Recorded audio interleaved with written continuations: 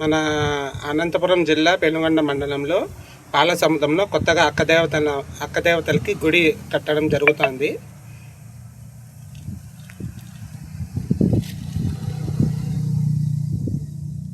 ఈ గుడికి భక్తులు తమ వంతు సహకారం అందించాలని కోరుకుంటున్నాను.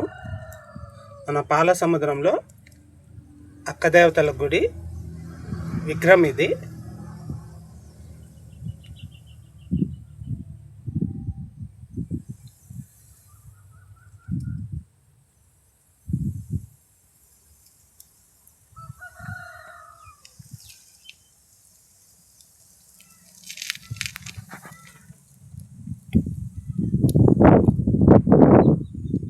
అక్కదేవతల గుడి కొత్తగా కడుతున్నారు మన పాలసముద్రంలో.